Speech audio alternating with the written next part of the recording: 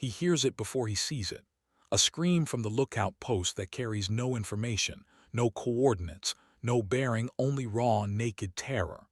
Commander Mitsuo Fuchida tilts his head up from the bridge of the carrier Akagi, and the sky above him is splitting open. American dive bombers, dozens of them, materializing out of the clouds like falling knives. Nothing between them and his ship. Nothing at all. Fuchida knows exactly what this means. He doesn't need the damage reports or the frantic orders flooding the intercom. He knows because he is a man who understands aircraft, who has spent his career reading the sky the way other men read books. And what the sky is telling him right now is this: it is over. The Akagi is not just a warship below his feet. She is a floating catastrophe waiting to be ignited. Her hangar decks are packed with armed aircraft, their fuel tanks full, their engines cold but ready. Torpedoes and bombs lie unsecured on the deck plates, hauled up and rearranged all morning in a frantic, fateful gamble. The rearming crews have been working for hours. They are not finished. They will not get the chance. Fuchida watches Lieutenant Dick Best's Dauntless peel out of its dive. He watches the bomb release. And in the strange, suspended silence of that moment, that fragment of a second where nothing has happened yet but everything is already decided, he understands the bitter arithmetic of catastrophe. A single bomb, one, and the Akagi will do the rest herself. 6 months ago, this same man stood triumphant over Pearl Harbor. He led the attack that shattered the American Pacific Fleet on a quiet Sunday morning, the strike that made the Empire believe it was untouchable. The Kaido Butai, Japan's first air fleet, the most powerful naval strike force ever assembled, had swept from Hawaii to the Indian Ocean without a single defeat. 4 carriers, veteran pilots, an unbroken string of victories. And now here, on a blue morning in the North Pacific, Fuchida is chained to the bridge by an acute appendicitis that erupted 2 days ago. His surgical wound is still fresh. He cannot fly. He cannot fight. He can only watch. The Japanese fleet arrived at Midway Island believing itself to be the predator. They came to spring a trap, seize the island, provoke the Americans into a desperate defense, and destroy whatever carriers the U.S. Navy still had left. It was a clean plan, a confident plan, the kind of plan that assumes your enemy is blind. It was not blind. In a basement office at Pearl Harbor, a small, disheveled, and obsessive Navy commander named Joseph Rochefort had been picking apart Japan's most sensitive naval code, JN-25, for months. His team at Station HYPO worked brutal hours, surviving on coffee and cigarettes, and the stubborn conviction that the patterns were there if you looked hard enough. By late May, the intercepted traffic was pointing clearly at a major Japanese offensive. The target designation, AF. Rochefort was certain AF was Midway. Washington thought otherwise, and Washington outranked him. So Rochefort ran a con. He told Midway to broadcast an unencrypted radio message complaining that their fresh water supply was failing. 2 days later, Japanese encrypted traffic lit up with reports that AF was short on fresh water. The argument with Washington ended immediately. Admiral Chester Nimitz now knew the target, the date, and the order of battle. He quietly moved his 3 remaining carriers, Enterprise, Hornet, and Yorktown, to a position northeast of Midway and ordered them to wait. The hunters had become the hunted, and they didn't know it yet. The morning of June 4th began going wrong for Japan at 7:15. Lieutenant Joichi Tominaga's strike aircraft returned from their first attack on Midway's airfields, and his radio report was blunt. The island's defenses were still operational. Another strike was needed. Vice Admiral Chuichi Nagumo stood on the bridge of the Akagi and weighed his options. His reserve aircraft, the ones held back for exactly this kind of follow-up strike, were armed with torpedoes, ship-killing weapons. If he wanted to bomb Midway again, he needed bombs. He ordered the switch. Deep in the carrier's hangar bays, the work was brutal. Mechanics hauled heavy Type 91 torpedoes off the wing racks while sweat soaked through their uniforms in the enclosed heat. They replaced them with high-explosive land attack bombs, working fast, knowing the clock was running. The hangar echoed with strain and the ringing of metal, with shouted commands and the groan of ordnance carts. Then at 8:20 a scout plane report arrived, 10 ships, enemy ships, possibly a carrier among them. Nagumo felt the floor shift beneath him. If American carriers were out there, torpedoes were the only answer. He ordered the rearming reversed. Switch back. The mechanics stared at each other. They began again. What Nagumo didn't know, what no one on those bridges understood, was that those American carriers were already launching. Their aircraft were already climbing. The strike was already in the air.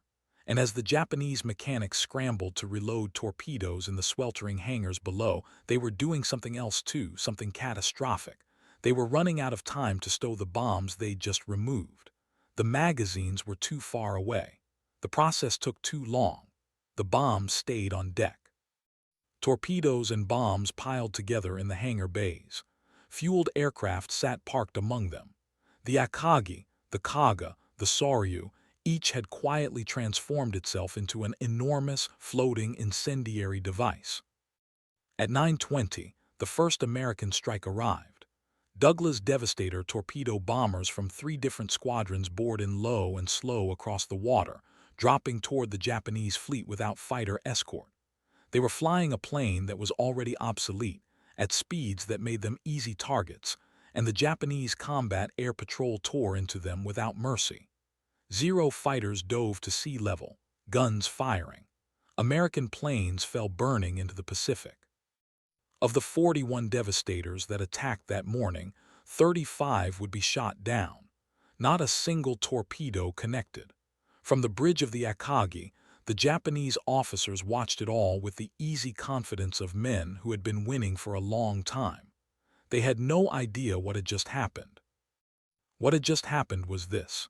The Zeros had chased the torpedo planes all the way down to the wave tops. The combat air patrol, every fighter protecting the fleet, was now at near sea level altitude, far below the clouds, exhausted from combat and low on ammunition. The sky above the Japanese carriers was empty, completely empty. And 15,000 feet overhead, 3 squadrons of American SBD Dauntless dive bombers that had been searching for the fleet for hours broke through the clouds, looked down and found them.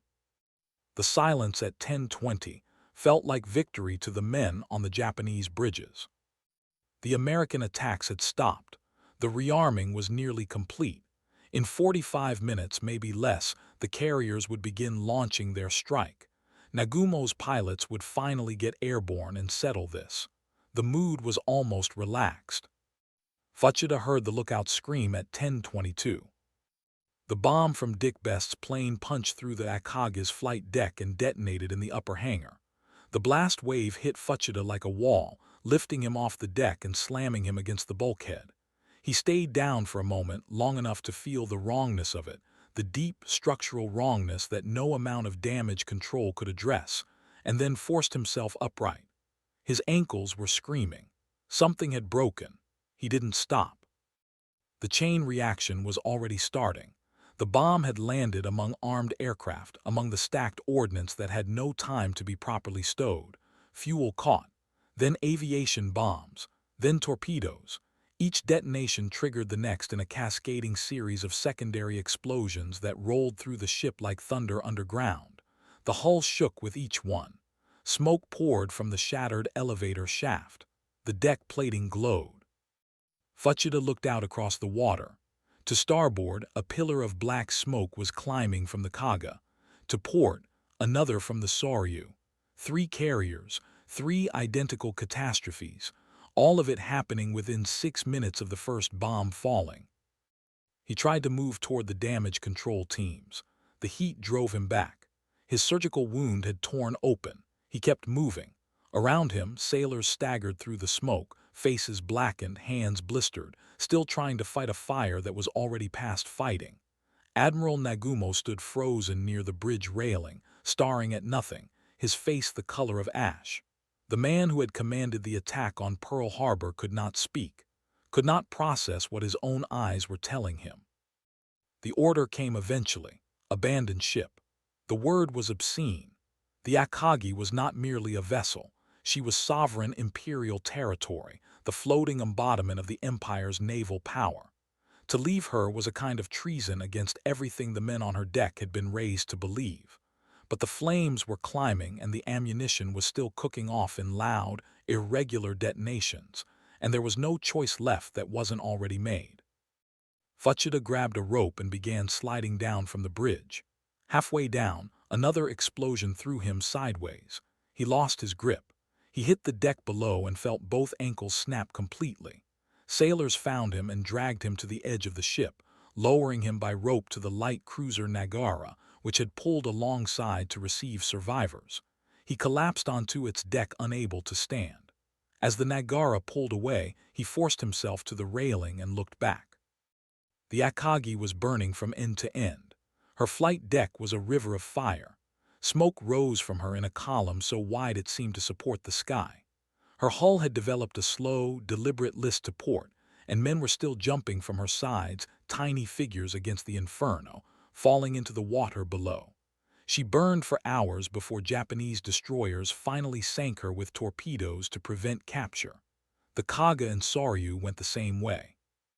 That afternoon, dive bombers from the Enterprise found the Huryu, the only carrier still fighting, and sent her down too. 4 carriers, 3,057 men, 248 aircraft. Among the dead were 110 of Japan's most experienced, irreplaceable naval aviators, and hundreds of expert aircraft mechanics whose knowledge could not be quickly rebuilt. The Kaido Butai, the force that had seemed capable of winning the entire Pacific War alone, ceased to exist as a coherent fighting formation. The strategic momentum of the conflict, which had been flowing entirely toward Japan for 6 months, reversed direction that afternoon and never reversed back. The man most responsible for the American victory received nothing. Commander Joseph Rochefort, whose code-breaking team had delivered Nimitz the intelligence that made the ambush possible, was immediately recommended for the Distinguished Service Medal by the Admiral himself. Washington denied it. Twice. His success had embarrassed senior intelligence officials who had publicly backed the wrong assessment of Japanese intentions. Within months, Rochefort was transferred, not to another intelligence post, not to a position where his skills might continue to matter, but to command of a floating dry dock in San Francisco. He retired from the Navy in 1953. He died in 1976 with his work on Midway still officially unacknowledged. 43 years after the battle, the Navy finally awarded him the Distinguished Service Medal, posthumously. Fuchida survived. His shattered ankles required months of hospitalization. In the years after the war, he wrote extensively about Midway, and his accounts were careful and self-serving in the particular way that only survivors of great disasters can manage. He claimed the Japanese carriers were 5 minutes from launching their strike when the bombs hit, 5 minutes from changing everything. Japanese operational logs show it was more like 45. He described himself as the man who first recognized the fatal gap in the air defenses, the officer whose trained eye saw the danger before anyone else. Historians remain skeptical. The mind tends to add understanding in retrospect. What is certain is this. The man who led the attack on Pearl Harbor spent the most decisive naval battle of the Second World War standing on a bridge with a fresh surgical wound and 2 broken ankles, unable to fly, unable to fight, watching through smoke and fire as everything the Empire had built came apart. He had made Japan's greatest triumph possible. He witnessed Japan's most catastrophic defeat. And between those 2 mornings, December 7th and June 4th, lay the entire arc of the Pacific War, compressed into 6 minutes of falling bombs and burning flight decks, into one moment when the sky above a fleet was briefly and fatally empty.